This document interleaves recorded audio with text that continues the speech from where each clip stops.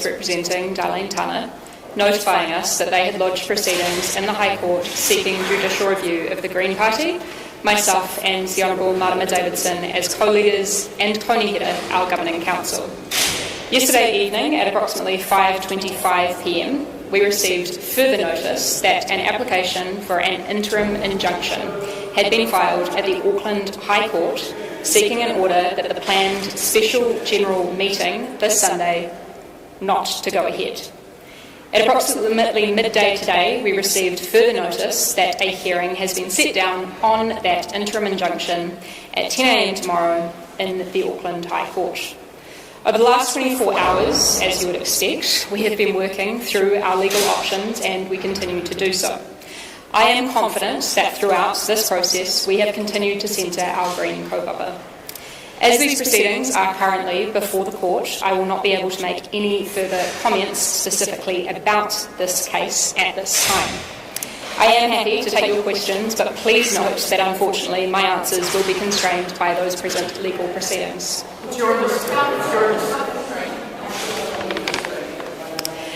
It is what it is.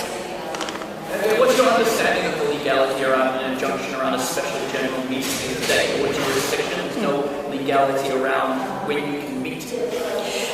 Good question, Jason. And again, I'd say that on the specifics of this case and the proceedings that are occurring tomorrow morning, we are being careful about the statements that we are making publicly. We have continued to follow process as best as we possibly can to centre our Green Party kaupapa, and again, we are focused on getting to the appropriate outcome here. So you can't say right now if you actually still plan to meet on Sunday? What I can say is that in the next kind of 24 hours, especially subsequent to that court hearing tomorrow morning, we will have more to share with all of you. And I want to be really clear that we have done absolutely everything that we can here to ensure that we can be fully transparent with you and share all of the information in due course. Right now, a lot of that information is subject to confidentiality and legal advice. Can I tell you right now that the special meeting has not been yet? At this point in time, no. What kind of implications could this have for democracy if the court decides that you can't hold a meeting of your own political party? Look, again, we're in a situation where we're working through what the judiciary might come up with. But again, I think it's pretty clear to anybody who has followed the developments over the last few months that we've continued to put our values front and centre, which has included integrity and transparency. Yeah. And I don't think that it's helpful for me presently to speculate prior to what occurs tomorrow morning.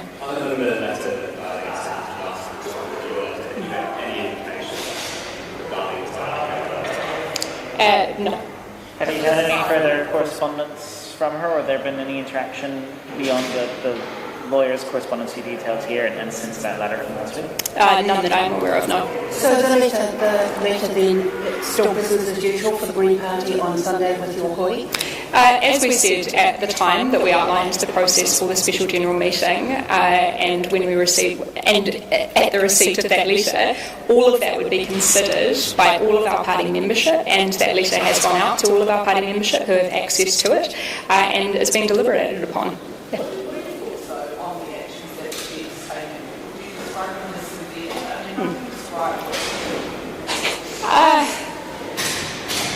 I think it's pretty clear to anyone who's been watching the developments over the last few months. What we continue to be focused on is doing everything that we can to put focus back on the issues that actually matter to people, which is people and planet. No one person is bigger than this kaupapa. I think that you'll find that many who have provided commentary in the public sphere have agreed with that statement. Is it true that... So our lawyer is operating on a pro bono basis. Why? I'm assuming that this is a pretty interesting case. So they're just doing it because they're interested in it? I haven't got into the details of the motivations behind that. This has been dealt with. Well, I mean, Jason, you maybe want to get involved in a very niche and interesting part of the law. Looking at the previous case that went to the Supreme Court, is that something that has been you've been looking at through this may influence this case? Yeah, sure, of course. I mean, that's the way the precedent works, right? But I think that we sometimes lose sight of the trees when we've been discussing this issue. What we are talking about is somebody who currently occupies a seat in our Parliament that was earned by the 330,000 New Zealanders who voted for the Green Party at this most recent election. Those New Zealanders voted for our principles and our values and our policies, and we very strongly are of the view, and our caucus has taken the unprecedented stance of requesting unanimously the resignation of Darleen Tana on the basis that they have completely demonstrated an undermining of those very values and principles. But that 2,000 groups must slight confidence in this. Yeah, but again, we've currently got this case before the courts and we'll work through the process.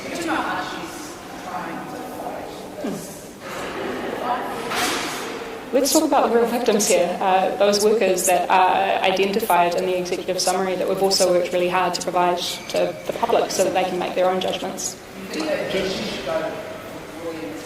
Look, let's be crystal clear here. The best way to minimise all further harm and any further collateral damage is for Darleen Tana to take accountability and responsibility and to resign. That's the same position that we have held for more than a month now.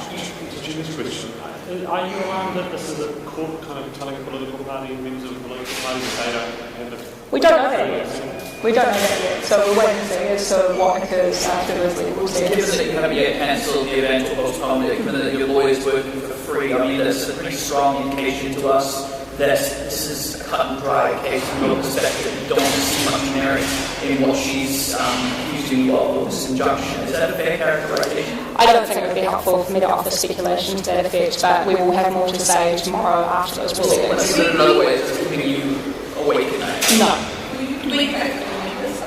Yes, and as I understand it, having had communication with our party co-conveners, there should have been some form of correspondence going out to our party membership over the last half hour or so. Look, again, let's not put the cart before the horse, but I've been pretty straight up about the fact that our membership has been incredibly frustrated by the way that things have played out here, and definitely the sentiments that I am hearing is that yes, there is a very strong sense that people would like some accountability and responsibility taken. Do you see the way the law is being tested, or do you see this as a last-dash effort of somebody that's desperately trying to keep their job?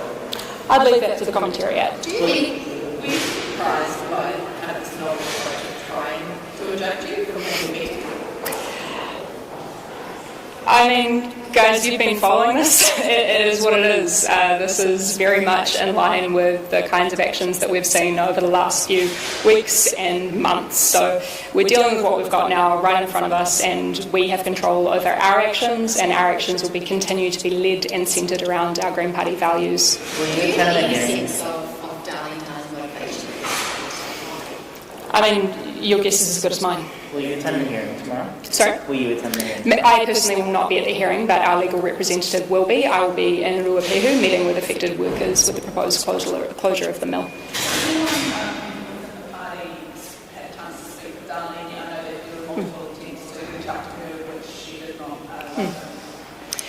No one within our party leadership or within our caucus, but that we have thousands of members all across the country.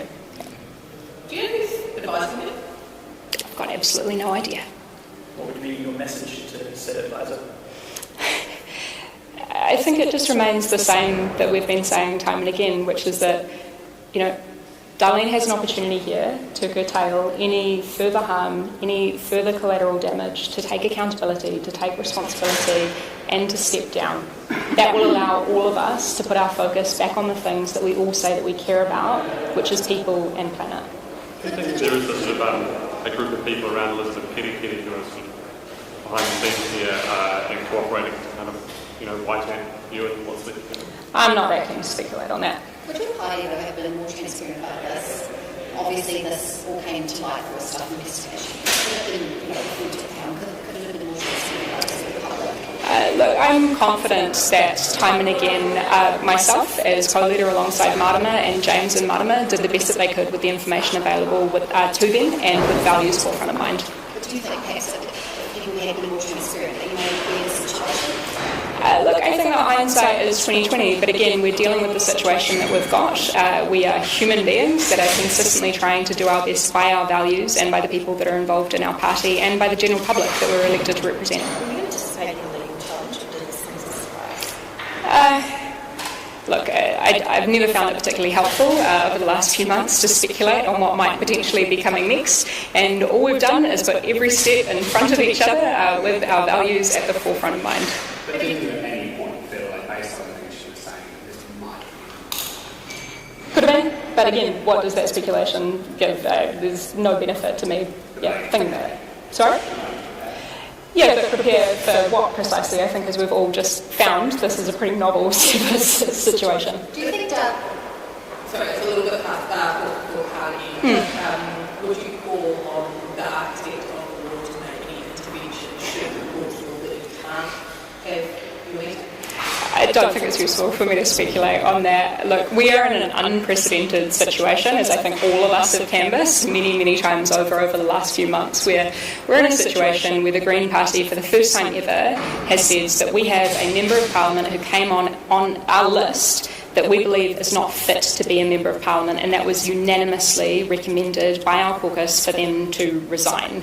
We now have to grapple with the logical consequences of that. We obviously have a piece of law that can operationalise that in the so-called party hopping legislation, and obviously we've also outlined that we have a vexed history with that legislation, and that really boils down to two key points. The first is concern historically about how that could potentially be used to remove somebody from Parliament who is stepping out on a matter of principle. To anybody who reads this executive summary, I think we're seeing quite the opposite in somebody abandoning their principles. And secondly, the potential for concentration of power in political party leaders' hands. Here, again, we're operating entirely differently from that by going out to our entire party membership to select approximately 200 delegates to vote at the SGM. But trying to, if you've got it feels like it's tough training on democracy. Yeah, and I'm sure we'll offer further reflections if that does turn out to be the case. But yeah, I think at this point in time we're putting one foot in front of the other. Cool. Thanks so much, guys.